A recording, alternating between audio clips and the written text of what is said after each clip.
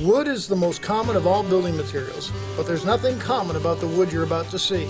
From old wood to new, it has inspired some do-it-yourselfers to the extreme.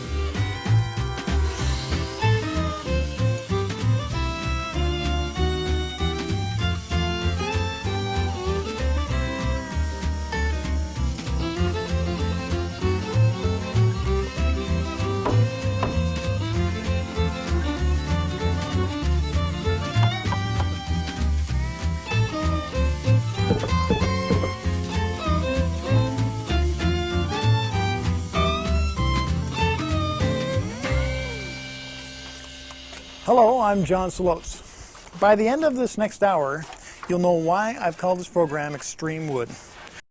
This is a program about extremely big wood, giant timbers the size needed to create large open plan concept homes like these.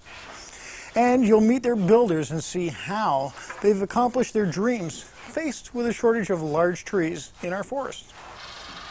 Gone are the days when giant stands of timbers graced this land. 100-foot tall trees as far as the eye could see. Gone are the days when the forest could yield all the straight and true and sizable lumber we wanted. So what's a builder to do? In the next hour, 3 extremely different homes. The first, built with straw. The second with twigs, and I mean really big twigs. And the third, not from bricks, but from engineered wood. The plot might sound familiar, but in the end, all 3 of these homes will be sound enough to withstand the huffing and puffing of the extremely big bad wolf. So while I set off to Grandma's house, we'll take a break, and I'll meet you on the other side of the forest.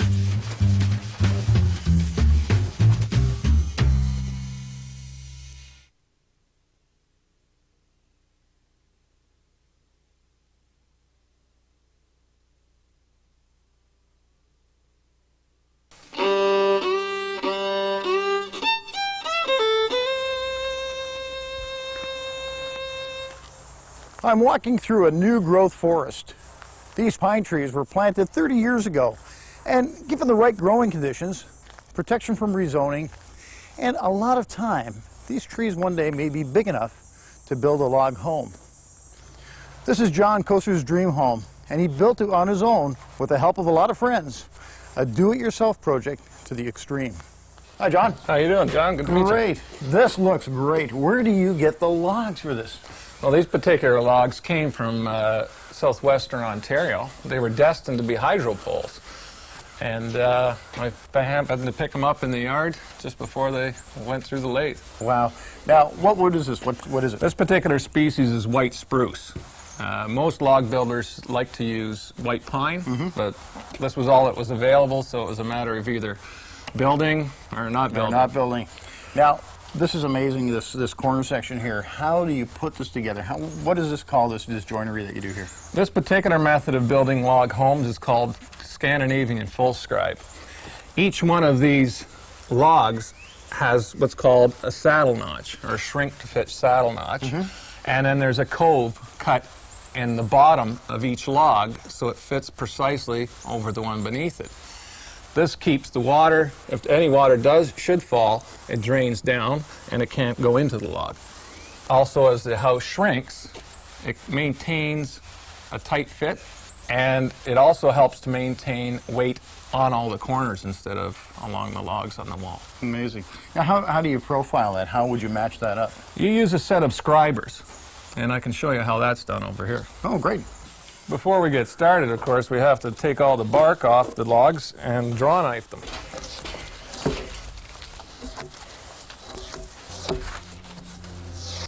I've prepared a log here for you. I already have this log here marked out for our first saddle. And what we'll do is we're just going to cut the scarfs out. Okay. Those are the faces of the saddle. And then we'll proceed to cut a notch into the log that will go up immediately above it in the corner. Yeah. This is just a demonstration I've set up, obviously, because I wouldn't use a log this small for my house. Unless you were doing a doghouse. A little doghouse, yeah. A kid's playhouse. It's always a good place to start if you want to practice.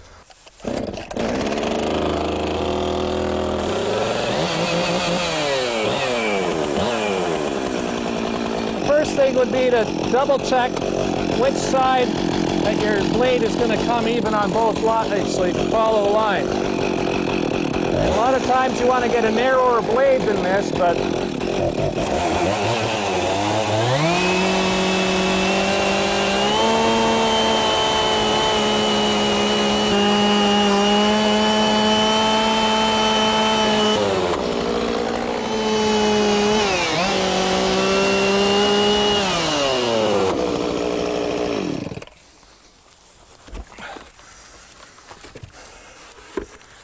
So that's it.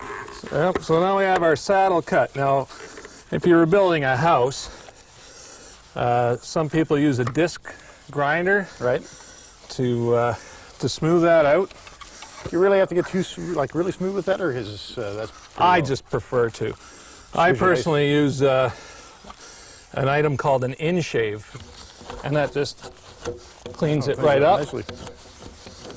It's a bit extra work, but I think it gives it a better look.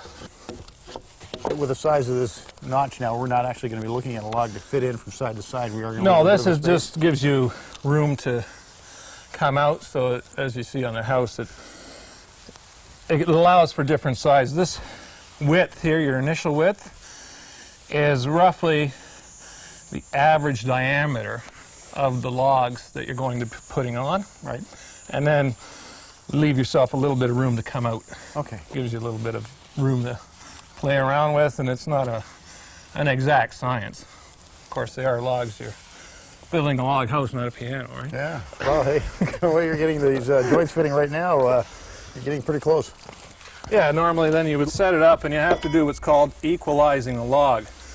And that's trying to get every second round horizontal. That's important to try to keep the whole building coming up the same height all the way around.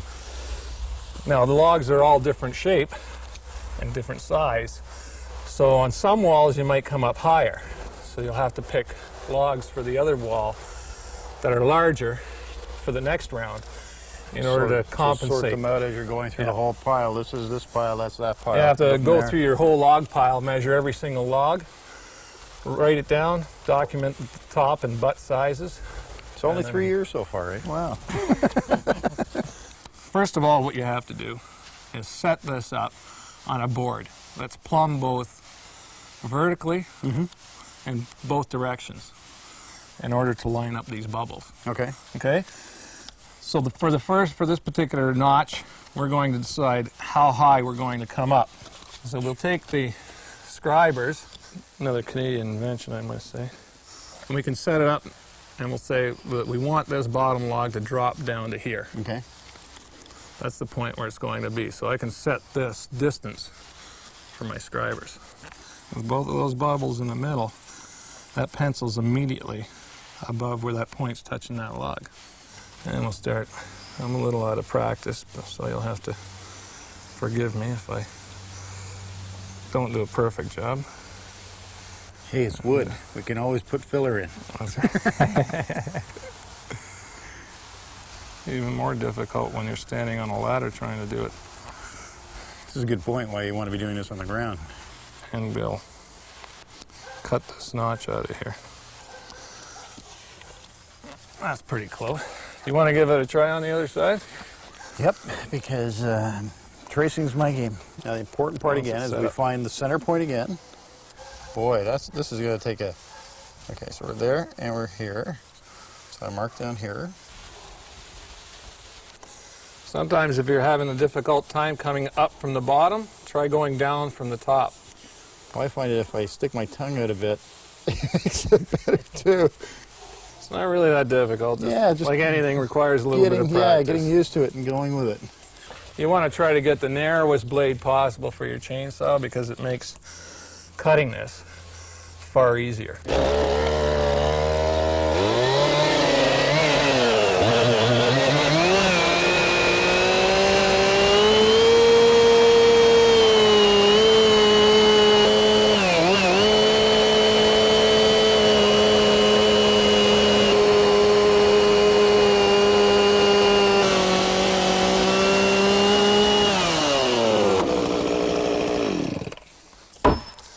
still got a fair bit of cleaning up to do. But like you say, it's better, in this case, better to an undercut than overcut, because if you cut too far on this side of the line. Once the line disappears, it's never coming back.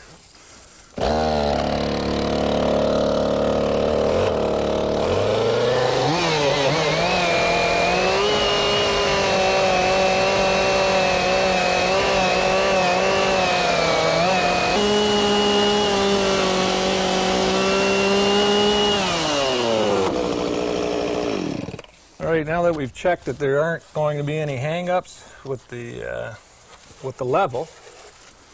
So basically you're just running it on the outer side of the cut. On the outer side of the cut, because the scarf is quite flat in that section. So if there's any wood protruding, this is the time to check it, because when you get a large log up and it's over, it wants to stay there. It's done. If you keep a little bit of a scoop, what you end up with is a tight little edge that bites into the log beneath it and helps to keep it very tight. You get a little bit of compression there that, in case your scribing leaves a bit to be desired. There you go. Okay. Yeah, and just follow it. Just take your time. Okay, so let's bring it over here and see if it Here, let me fits. grab it. You're going to need some insulation as well, you know, or do you want to dry this? Yeah, I have some insulation over here. What you would do then, fiberglass is good because it compresses. Okay. And what that'll do, as everything dries, you get checks open up. It basically helps prevent any drafts from blowing through, because wood is going to move, and you can just lay this down, a thin piece. You don't want to go too thick. Okay.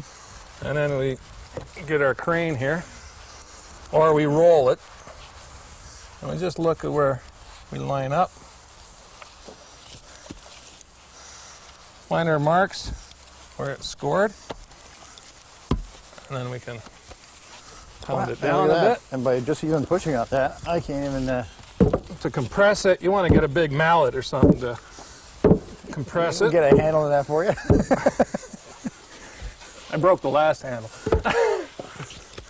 And then you would proceed to just trim the insulation off with the utility knife.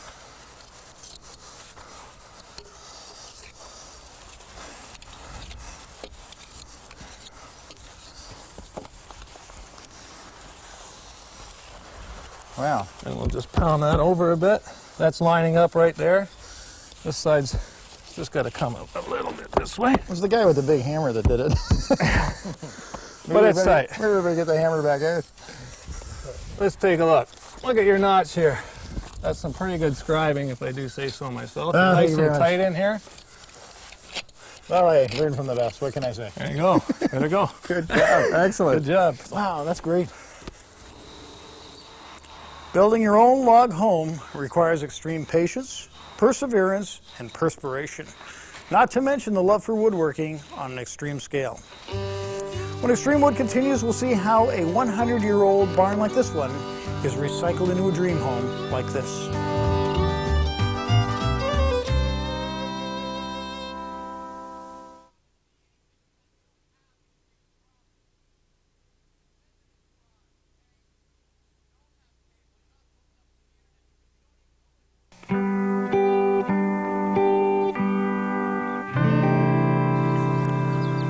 Like the many that dot our landscape, this vacant and abandoned old barn has seen better days.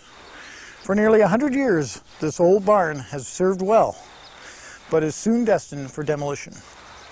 This neighborhood will not only lose a familiar landmark, but lost too will be all evidence of the talented timber frame craftsmen. They sure don't build them like they used to. The simple truth is, we can't. Today's forest industry is just unable to provide enough of these timbers at your local lumberyard. Home builders with an open concept vision like Mike Coster need to search far and beyond their local lumberyard. Mike, where did you find the timbers to start this project? A friend of mine had a cousin who had actually taken these timbers down. And I asked him, and he said, yeah, my cousin just took a barn down. So we went and took a look at the timbers. They were just a big pile behind a warehouse complex. I talked to the gentleman and he wanted to sell them. And I went and gave him some money for them, and he passed me a binder, and he had labeled everything. And as you can see on this timber behind you, there's labels on all the timbers showing us how to put them together. So the guy had taken a lot of work and wanted to put it back together and had the vision also to do this, but ran out of time himself. How does taking it apart really help you to put this back together? Knowing where all the timbers went is a good start, and understanding how the mortise and tenon joints and all the doweling worked would be a big asset. How long do you envision this is going to take? We've got about a year into it now, but we were put off for the winter. So we didn't do anything all winter, so we had 4 months off. So it's basically taken 8 months, but we've done just about all of it with friends and family helping, so that's great. There hasn't been much trades in here at all. Now, Mike, were you able to put this, just basically snap this back together and put some pegs in? That was our plan, but once we started to work with it, we realized that a lot of the original mortise and tenon joints, a lot of the tenons were broken off.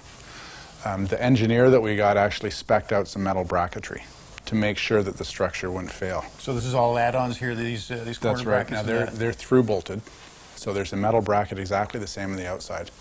And that kind of just tied everything up. We put all the braces back in, and some of the timbers were different. Like the two beams that we're looking at here are actually replacements.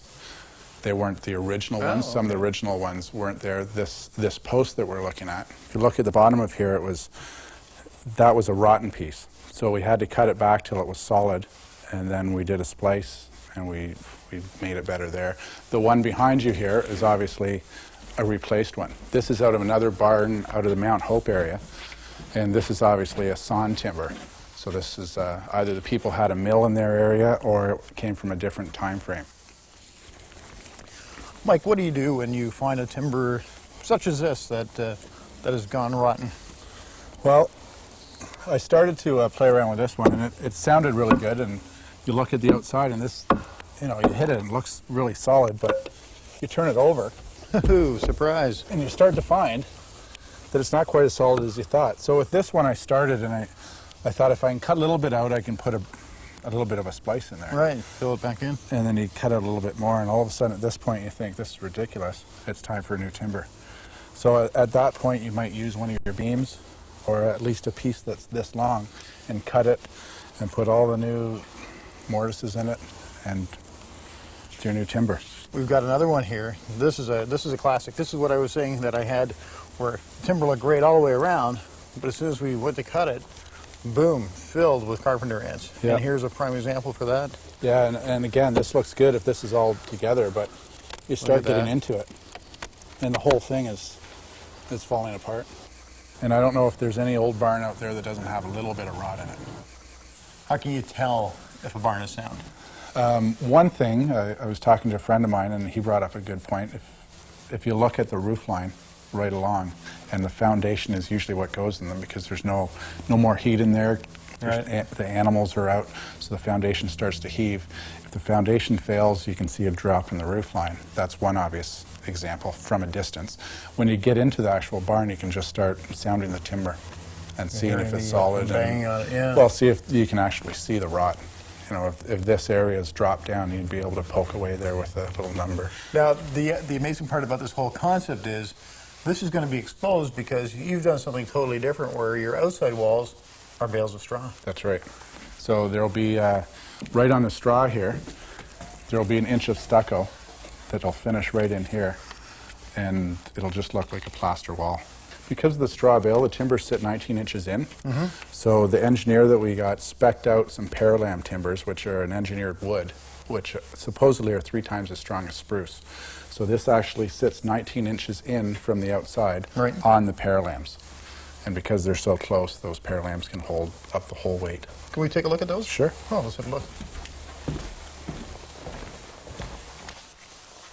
Yeah, here we are in the basement, John, and the beam that we were talking about is this far corner. Right. This is the engineered wood, and that's exactly what the beam is sitting on right up here at this point. So we're about 7 inches out from the wall. So the paralam beam that's there, that's what is it, an 8, 10-inch beam? That's a 10. which is about 9.5. Wow, that's taking quite a bit of support then. Yeah, it holds up the whole roof and all the timber frame, which we saw upstairs, which is a bit of weight. How sound do you think this building is? Very extremely, yeah. With full 4x6s, hemlock up there with collar ties. It's going to last longer than I do. Mike, thanks for the tour, and Thanks. I'm going to come back and see it's finished. Okay, hopefully it'll be done. Good. Okay, let's go.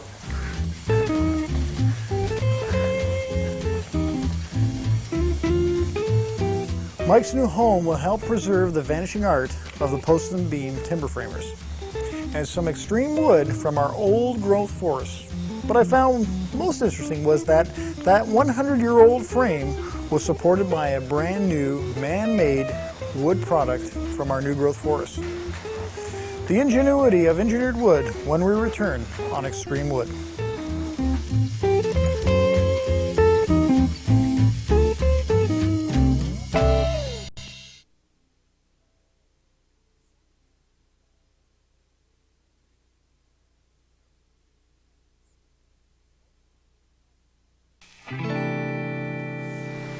Most of today's lumber comes from new growth forests, areas that have been harvested, replanted with faster growing tree species, and then harvested again.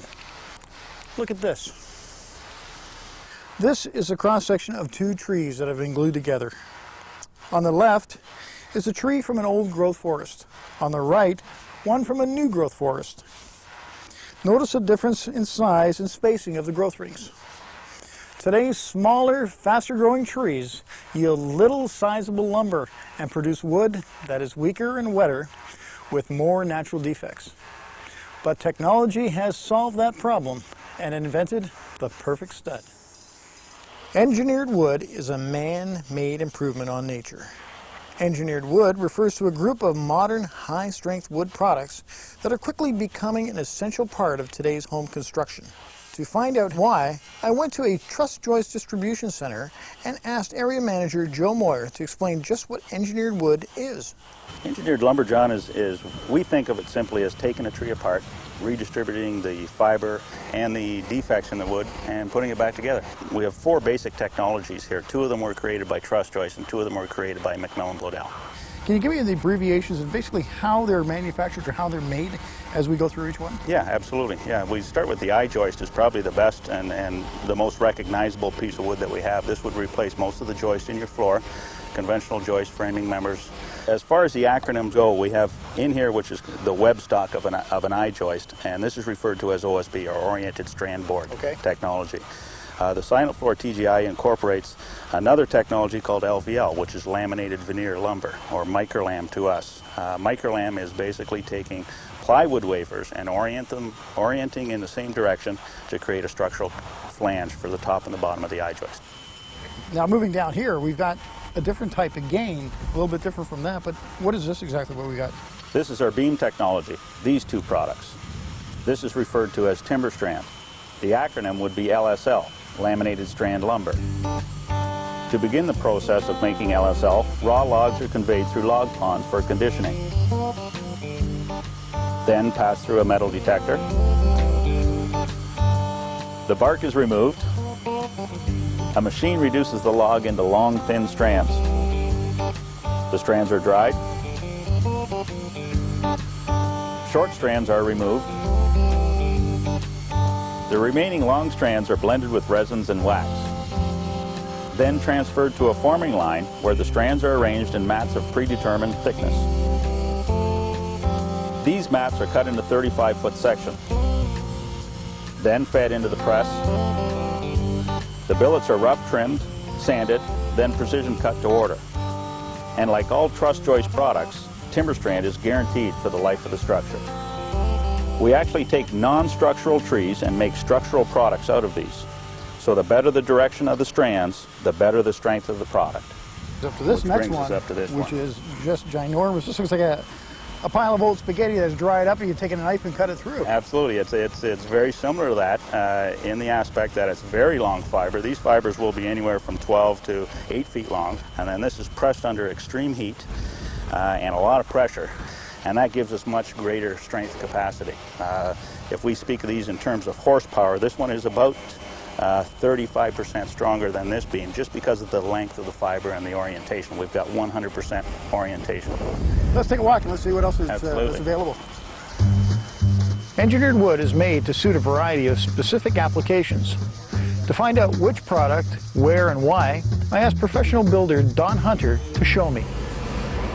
Don, you're building this house here, but you're using wood for construction, but two types of wood. Can you explain what's going on with the floor here? This is an engineered floor system, a silent floor system.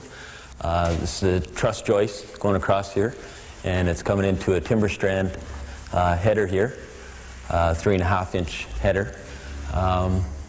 Why are you using this product? Not like in my house, I've just got regular timbers going through. What's the advantage of you going to this as opposed to what I have in my home?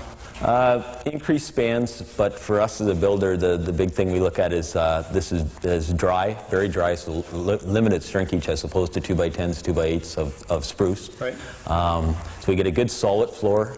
We're gluing everything down, so it makes a great floor for ceramic tile, hardwood type of thing. It just stiffens that whole thing up. You got any in the rest of the house we can look at? Yes, we have some upstairs that I can show you. Oh, let's take a run over.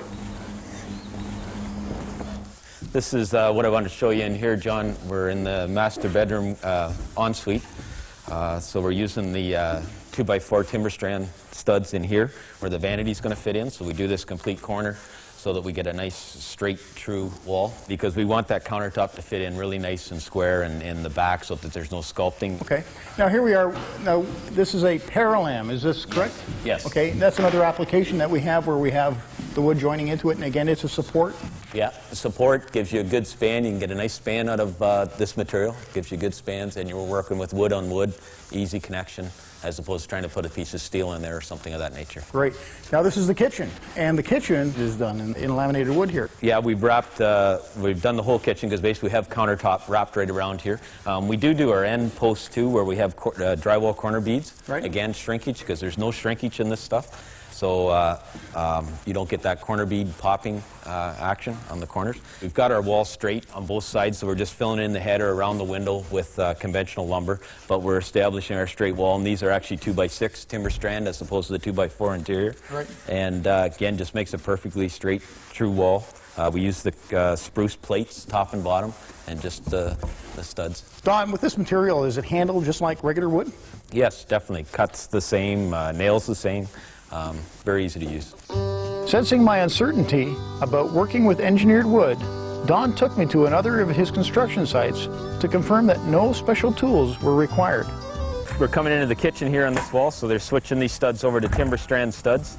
You can see the conventional lumber on the wall to the side that's in the dinette. So he's fitting the timber strand studs in here to give us our straight wall at our countertop again. For the countertops again. Okay, and again, well, this just gets nailed in the exact same way as the other ones would have. Yeah, exact same way. The studs come in, they're nailing them into the top, throw the top plate on. It's very easy to work with. More tricks of the trade with engineered wood when Extreme Wood continues.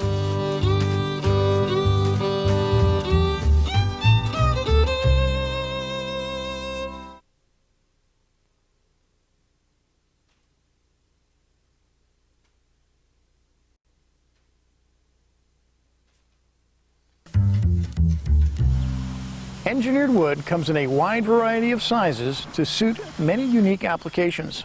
John Clausen explains. What is it you're using here? This is a engineered 2x6 stud that we're using on the exterior of the wall. The entire wall, you're looking at probably about 18 to 20 feet in height. Because when we look over here, we've got another one that's sort of going, well, it's even higher. This is basically the center point of the house, of the roof line. That's right. This is the highest point of the wall. So if I was to use just regular lumber for this, I would have to multi-layer this, would I? That's correct. Laminate it together Yes. in order to pass it. So how many of those would I have to use as opposed to one of the laminated boards? You'd probably have to use probably double what we've used here with the engineered material. So therefore, you'd eliminate some of the opportunity to have the larger windows, which is important in walls like this.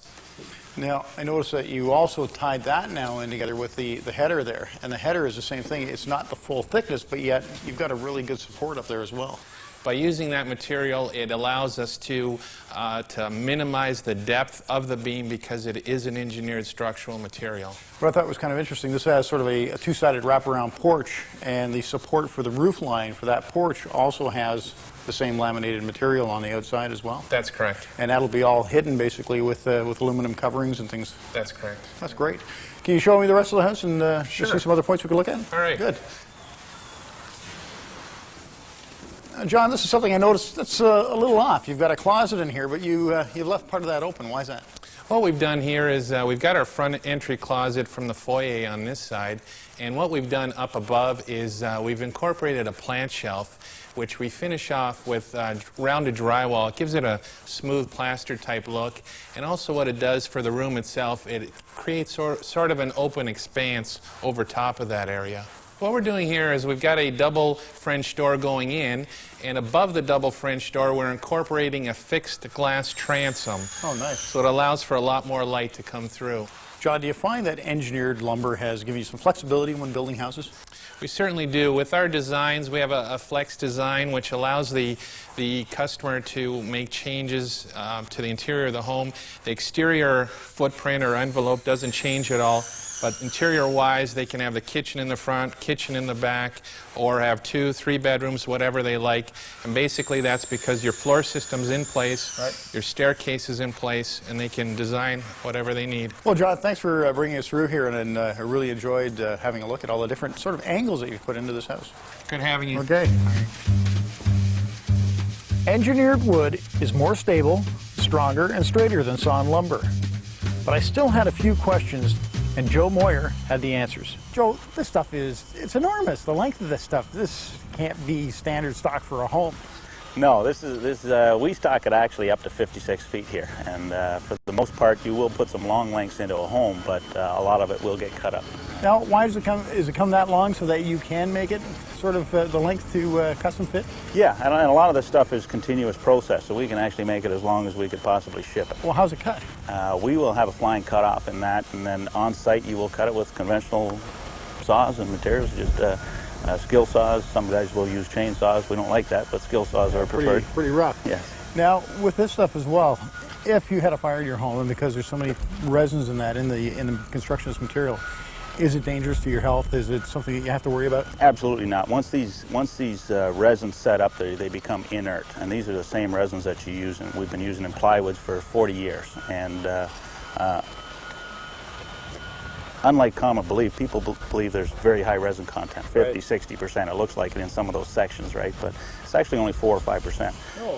And it's very low content, and it also doesn't act as a fuel in a burning condition. So it's the wood that burns, basically, not the resin. Exposure to the outside, to the elements, rain in particular, is it going to damage this product before it gets buried in the walls? No, certainly in an erected position, you're not going to have any real dew problems. We do make it to withstand about 90 days of exposure, and that would be rain exposure. We introduce some waxes into the product to help that. The only time you can really run into problems if it's laying in the mud and left there for an extended period of times. Might not have a detrimental structural effect, but it's certainly going to make it look pretty ugly after a period of time. What about additions, or what about repairing homes and houses that have some problems that need some beefing up? Is this a product that we could consider for that as well? This product is used quite commonly, the Paralam and the timber strand, if you want to remove a wall and open up some space. So we'd replace a wall with a beam. Where this really starts to pay spades as well is in additions. When people put additions together, a lot of times you want floor surfaces to match up. So you want. You don't want that step there? Well, some people, it's a nice effect, a sunken effect, but we want to create that by design, not by default of the product. Yeah, because if you want to open up a room and say put an additional 6 feet on the back of that room, this would be what we'd be looking at. Yeah, the big secret to these products is they don't shrink. Conventional materials will shrink, so you can work very hard today to make things flush. Conventional will fall away over a period of time and shrink. These products stay flat and stay consistent in depth, so you won't have that problem. 6 weeks, 6 months, it's going to stay the same height. Now, I guess the final one is this what the lumber yards are going to look like in the future? Yeah, we're pretty much there as far as the future. We think today's the future. In Ontario right now, 30 to 40% of the homes are built with these products. It is a fairly common product. In other markets such as southwestern U.S., it's as high as 65, 70% of the homes are built with these products today. It is here.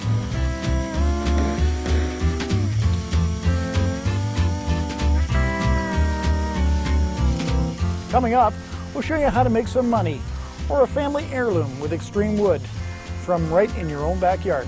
That's next.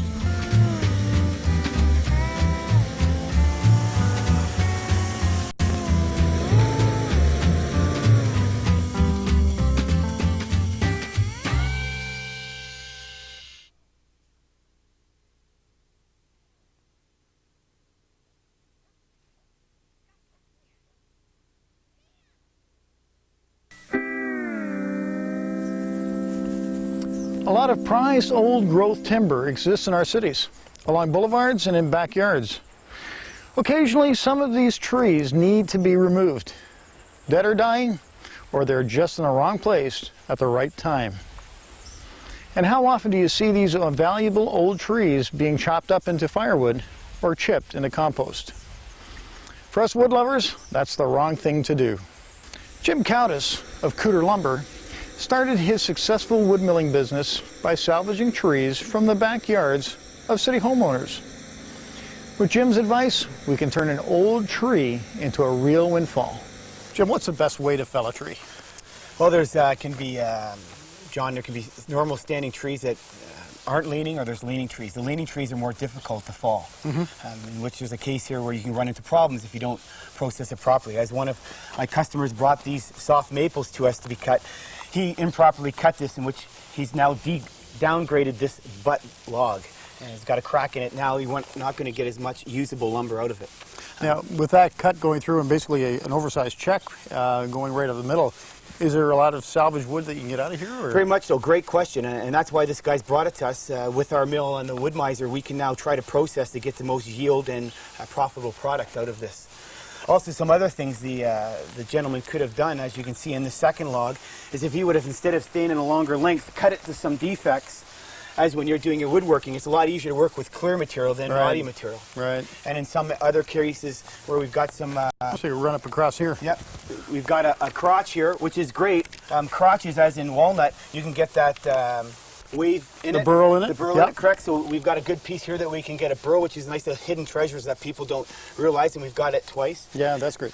This is kind of a different hockey stick, would you think? It is, totally. And there's lots of salvageable stuff, but it's too bad the gentleman didn't come to us beforehand and ask us some questions on how to buck or cut this into usable lengths, because since it's a 12 or 14 footer, if you go down the end, we're not going to get that much usable product out of it. As if we cut into shorter pieces, we get more 4, 5, 6 foot clear pieces. Tell you what, can we take that first log and take it over to the mill and see how it works? We can do that right now. Let's go.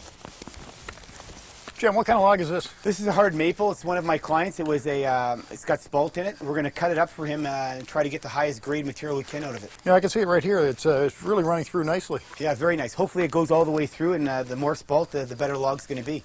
Woodworkers prize spalted wood for its extreme character. Spalt is the dark lines that run randomly through the grains. When a custom sawyer like Jim Coutus happens by a log that shows signs of spalt, it can be extremely exciting. So this is a very high-grade log, and we do not want to destroy this log. We want to roll it to get the best face, the most highest-grade material for our client. One more, John, and we're ready? Set. Yeah. There we go. Our first cuttings we'll put in here, this pile here with the firewood. We'll pull this first piece off. That's basically the outer sapwood on that.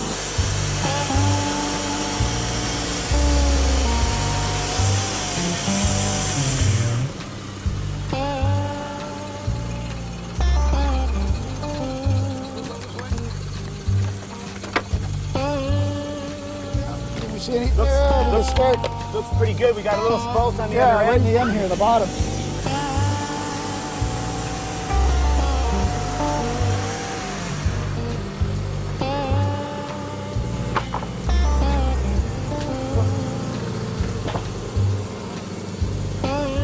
Got a really nice spalt right here, John. The top end. Got a little sapwood in the white. Looks pretty good. Got a little bit here too, but this is really nice. What's he doing now? He's picking the second face, and he's leveling up just like he did on the first face, John.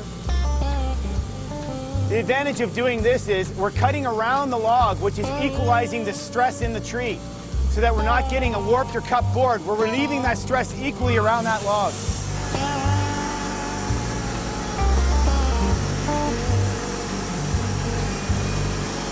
John, hard maple is a very tough species to cut. It's one of our harder densities wood here. very popular right now, being for the cutting boards and being shipped overseas. Hard maple, the value of the logs have really gone through the roof the last couple of years. Now I noticed with this thing here as well, you've got the way it's positioned and the way it's coming up. Just flip it that way again. See if we get anything else out of that one. Oh, you got a lot more. Yeah, this is way better. As you see here, John, we got this almost all the way through. We're running it right down the board. You can see it stopping there. We almost got 3/4 of the board. So hopefully that continues, because that piece is no good to us. Hopefully that will continue on the board that we're going to cut. Now we're cutting this. Is this an expensive process for somebody to bring in a log that they've got, or a special tree that they want cut up? No, any tree is possible to be cut up. We can travel on site, or other sawyers can come on site. You can bring it to us. We try to help the woodworker or the woodlot owner to process the material from start to finish so that they have a good added value. What's going to happen now, John, when we get into the in the center of the tree, is going to be more when we had one with a sapling with its branches in. So the defects and knots will start coming out when we get closer to the center of this tree, the pith. Right now, everything's still looking pretty good.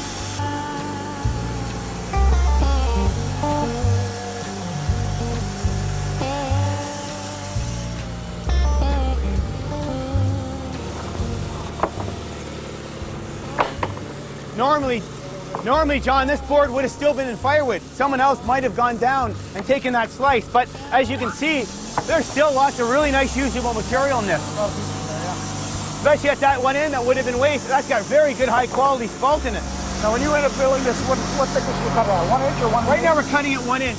80% of projects work with 4/4 or 1 inch stock. Right. The customer hasn't asked for 5, 6, or 8/4 stock or 1/2 inch.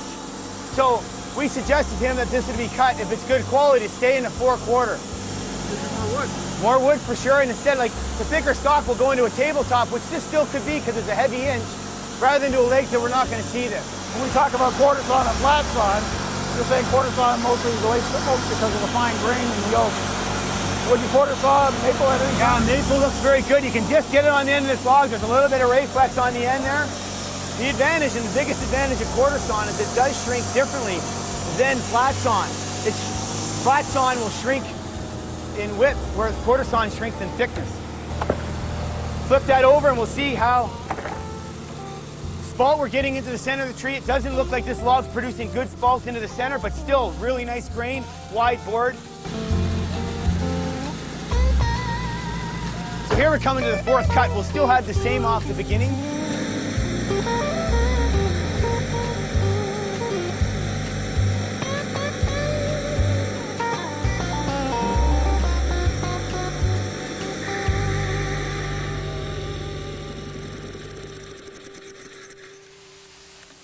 That's really nice. That's turned out well when we booked that. Yeah, we book matched this, or butterflied, or picture framed. We've got some nice spalt. It didn't run all the way down, John, but we have some nice wide boards, and we can number for clients, as you see at the bottom, a 1 and 2, so that when they go to put their project back after it's drying, they know what sets what. Perfect. This has somewhere between 60 to 80% moisture content. What can we expect from outdoor drying? How much will it take it down to? It will bring it down to the relative humidity and where it's stored. Southern Ontario will bring it somewhere between 9 and 14. It will take 8 months to a year to do that. Okay, well, let's go try and start to stick these so we can see how that works in that process. Good. Good. Now, Jim, we've got this all set up. Rob's put this on sort of a drop-off area where you're going to set it up to stack. Now, where do we sticker this? We're going to stick it in our sticker jig here. If you grab an end and put it on here. Gosh, these things are heavy. Stuff's still pretty heavy. It's still board. got the high moisture content in it. That's why we got to get it stuck here as soon as we can. Right in the back? Yep, right nice and tight. Get these other boards here.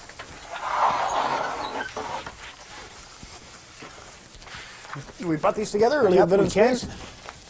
There's 2 theories on the space. I like to butt them together, but that, because for one of our customers, we left the wane off, or kept the wane on that, so we're not able to push it actually perfectly tight. Okay. Now we're going to grab these sticks here, John. Well, this is kind of a different stick. Yeah, it's a great stick. People manufacture this for me, and I carry this. What's really nice is it allows the air to flow through it. Yeah, there'll be less contact with the wood and more breathing space. So how far do we stick these apart? Well, it varies. Here we do pine every 2 feet to 3 feet. Hardwood we like to do every 16 inches, and that's what we've got these sticker jigs. to put it in so it holds it in place and we on a nice straight line. Now, put it in here, or do I go right to the end? Should go to the end. It's better on the end to stop the air from flowing, to stop the checking on the end there, John. Okay, I'm going to set that in place there. And how high would we stack this? Rob and I found that 10, 11 stacks for hardwood. We'll go up to 15 for softwood. Seems to work best for us. But in the industry, they're doing several feet. You've got a big stack of pine over here that is stickered already. Should we maybe have a look at this and see what's going on? Yeah, we just cut this material for a customer of ours, and the key here is to try to keep these all in a straight line, John, so the weight is being transferred properly, not going through as if we had a board here. A lot of times I see material where the boards will wave like this, and it's all from bad drying techniques, and it ruins lumber. And this looks like really straight and really sort of nice and compact. Yeah, very nice. Now, I notice here that you've got a saw block, but again, we talked about this, and this is just because it's a quick setup.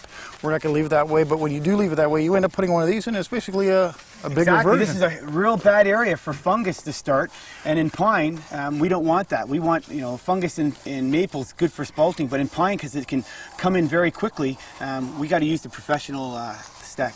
Well, I'm glad you said that, because in the fungus that we're talking about, that in the maple, here we've got the same thing. Now here we've got a piece of pine, and it looks great. And you've just cut this earlier today. That's right. We cut this first thing today, and Rob, later on today, we go to stick it. Didn't stick it right away. Guess what? Look what happened. We got fungus starting already. And it's a problem in pine. It's called bluing, and it penetrates into the wood. Here, this is still pretty good. I think we can get it out, but it downgrades the pine. It's called bluing. As in spalted maple, it's a higher grade. So basically, if this is going to be stickered and it's going to be set in place, you want to do it right away so that you can't get the air flowing through it. We need the air flowing through it to get it to climatize. Jim, a lot of good information. Great. Thanks very much. A lot.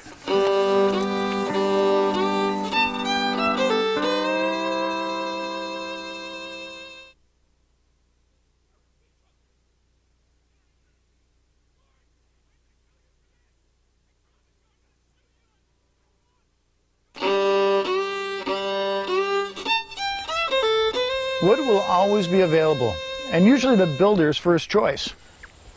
But as old wood this size becomes increasingly rare, we will have to keep finding ingenious ways to invent or reuse wood. So the next time you see an old timber frame barn, or see a large old tree being cut up for firewood, stop and think for a moment about how we can help preserve a vanishing resource and support the do-it-yourselfer's respect for extreme wood.